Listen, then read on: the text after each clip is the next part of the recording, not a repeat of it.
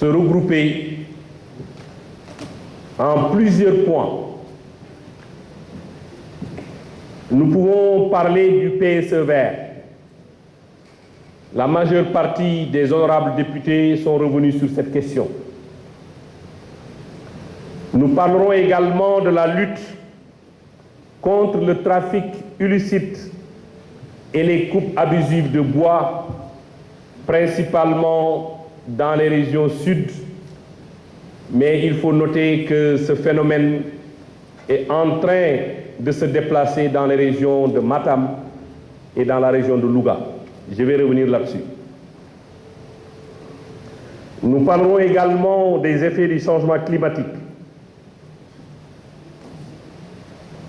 La bande de Filao, l'érosion côtière, les déficits, certains députés, honorables députés en ont parlé, des moyens humains, logistiques des services du ministère de l'Environnement et du Développement durable. J'en profiterai pour répondre à quelques questions précises. La question liée au technopôle, la question liée à l'émissaire de Khonyo, la question liée à l'usine de Shenchim, le marigot de Mbao, la contribution déterminée nationale. Je pense que c'est honorable député Juliette Juga qui en a parlé. Zenga, excusez-moi. Les forêts classées, l'ammodiation,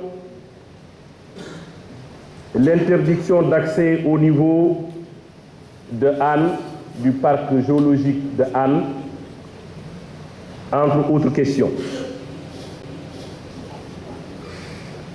Honorables députés, vous avez été nombreux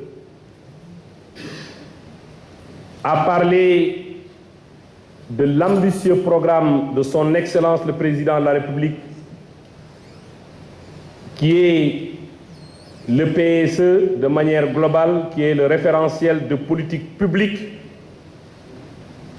mais particulièrement du PSE vert.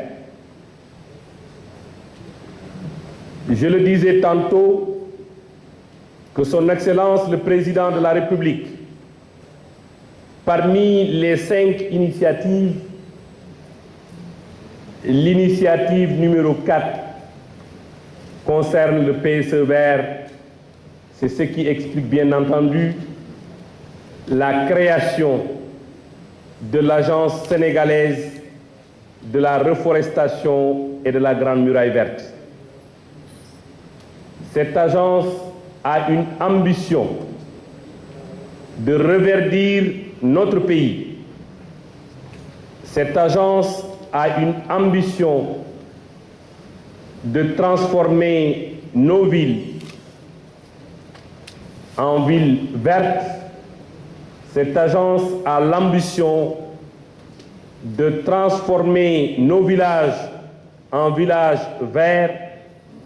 Cette agence a l'ambition de transformer nos forêts, nos campagnes en espaces, bien sûr, en espace vert. L'agence va cette année, avec le budget programme de 2020, recruter 10 000 jeunes Sénégalais pour des actions de reboisement d'envergure.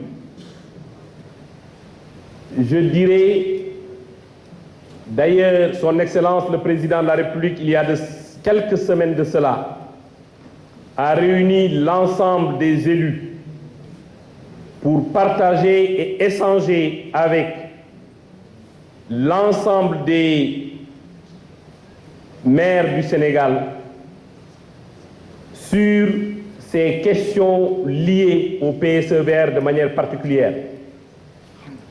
Je pense que si on veut aujourd'hui atteindre les objectifs, il faut impérativement que toute la population sénégalaise, jeunes, femmes, adultes, accompagne cette volonté de son Excellence le Président de la République.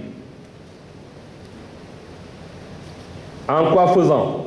Et je pense que c'est tout à fait réalisable.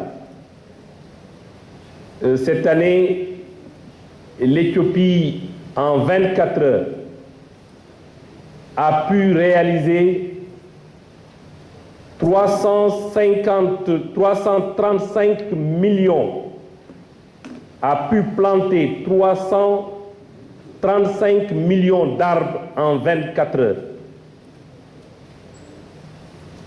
Cette action d'envergure ne peut être réalisée, bien sûr, qu'avec l'accompagnement, la contribution et la participation de tous les citoyens. Et nous invitons l'ensemble des parties prenantes à s'engager dans cette voie pour bien sûr atteindre cet objectif de reverdir notre pays. Lutte contre les trafics illicites et coupe abusive de bois.